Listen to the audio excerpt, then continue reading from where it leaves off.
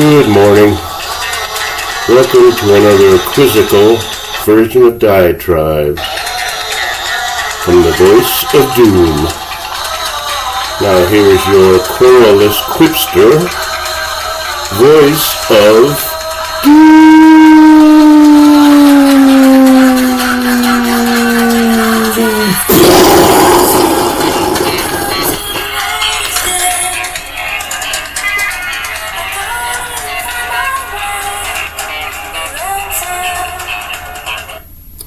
Gonna try to do better on my bumper music because I think by having vocals in there I'm doing something wrong.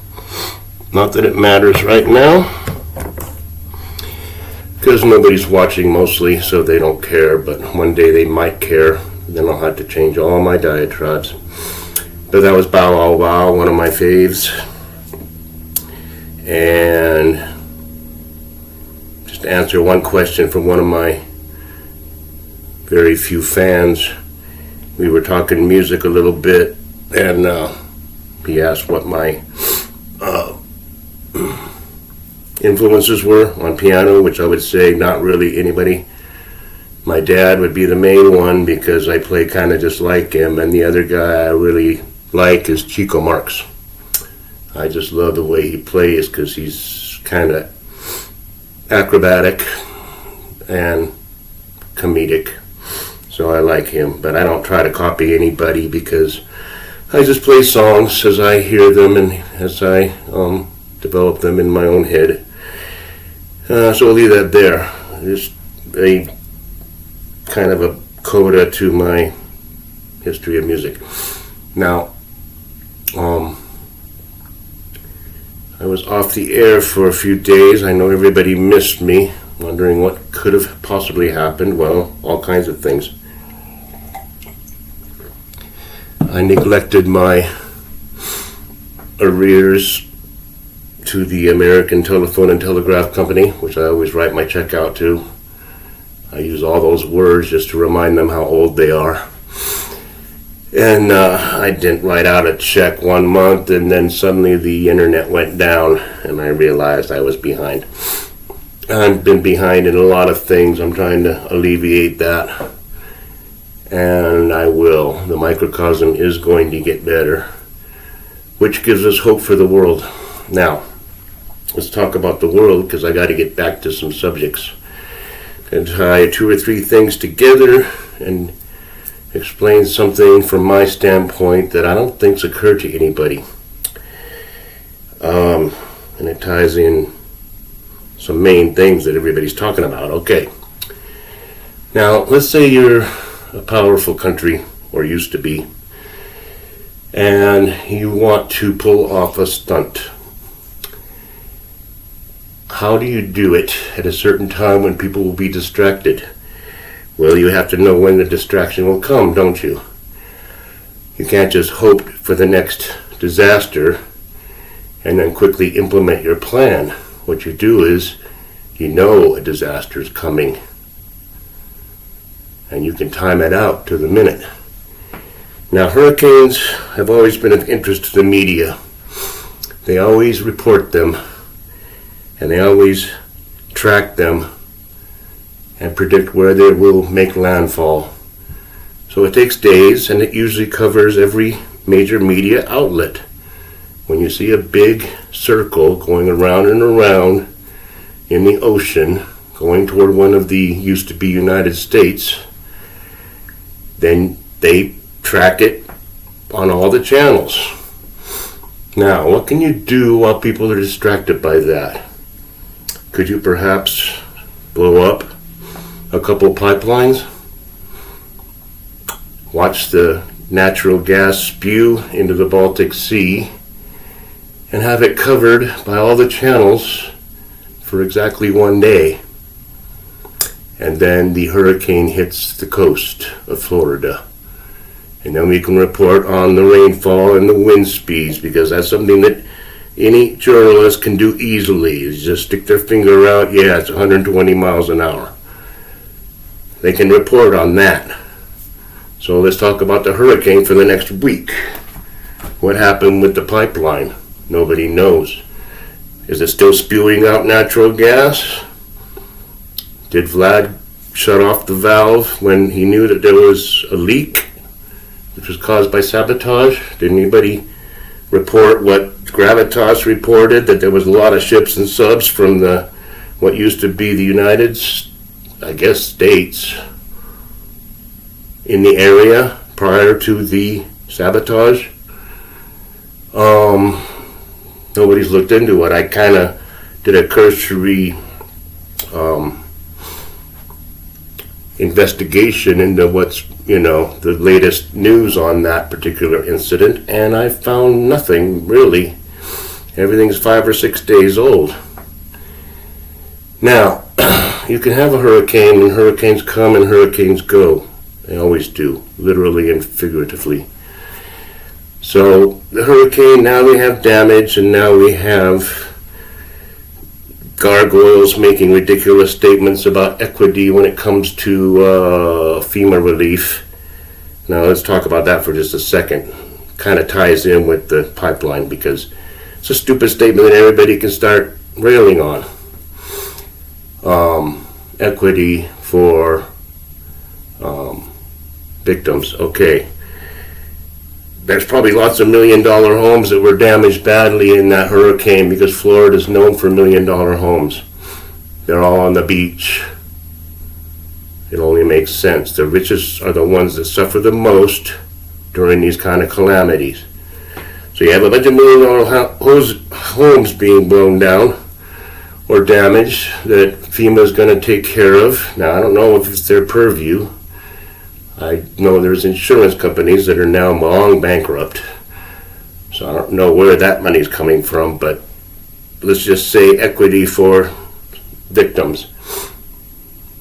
There might be people of color that have $1 million homes. Now, how are they going to be treated if you're going to give priority?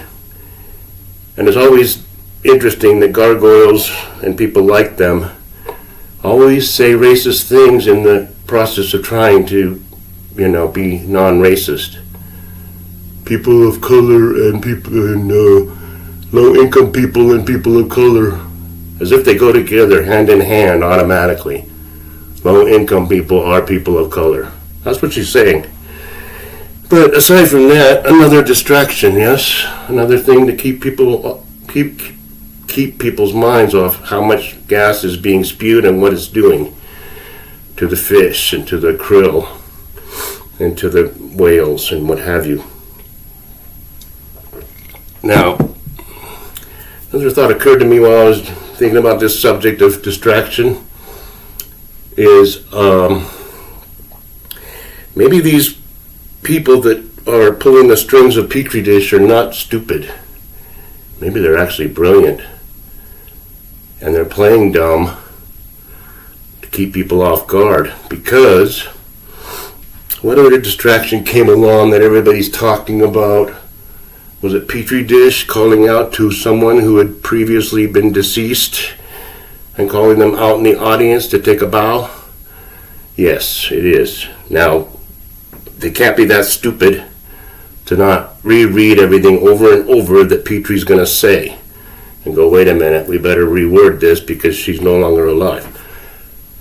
No, they left it in there deliberately so that he could foul up, so he could muff it, so that the media touts could have something else to wag about instead of the pipeline. Because the pipeline is the key.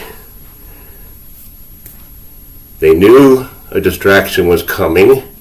They timed it out perfectly to be blown up just as the calamity occurs.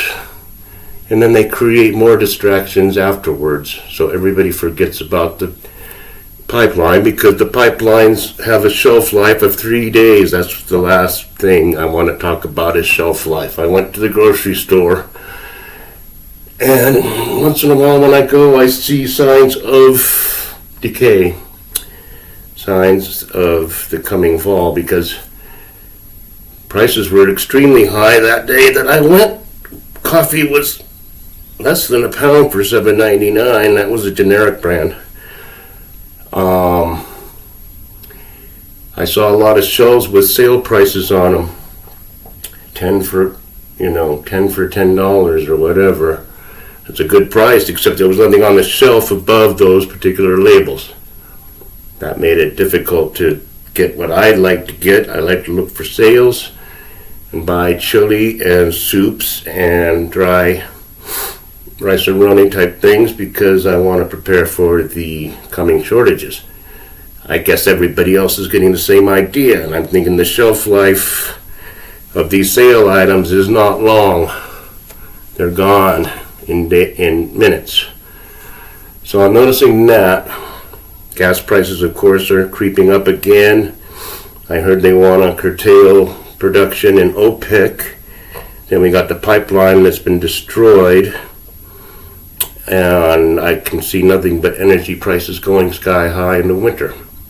It's going to make it harder for me because I have to drive 17 miles one way to work.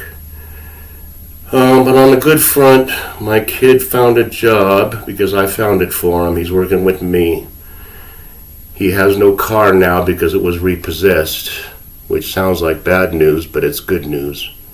Because now he can't go around and do whatever the hell he wants, and he has to work with me, so I drive him to work and drive him back. So I will be garnishing his wages for the next 2 or 3 years, and so I'm going to have it pretty good. So the microcosm is getting better, even though it's in the toilet right now. It's not going down the drain, it's just circling. But that means the macrocosm still has hope. Dow Jones, I believe, is going up again. Thank goodness. They can get more people to invest on the downside so that the rich people can absorb and sop that all up before it crashes again. So that's a nice game they're playing. But do you see the connection between the 3 or 4 things? Hurricane, explosions in the Baltic, a major environmental disaster that nobody wants to talk about. Nobody's talking about who did the sabotage. Should we talk about who did it? We know who did it. What used to be the U.S. did it. We're the only ones with a motive to do it. And we did it ourselves too. We didn't use proxies. There was plenty of U.S. naval equipment in that area right before the explosion. Everybody knows it who's watched the real news. So that's that. You see, and then the distractions. Distraction beforehand, distraction afterwards, then a couple little picadillos just to keep the icing on the cake, because they don't want anybody talking about this pipeline thing, because if they start talking about it, then they're going to know, wait a minute, what's the former United States doing? They're cutting off Europe at the knees. If Russia has a peace treaty with Ukraine, then what? They still don't have damn pipelines. So people better think about that. There's people working against our better interests. You might want to consider that for a while. So I think this was a good one. I'm going to leave it there. I'm getting back into the swing of things. So hopefully you enjoyed it, and have a good day.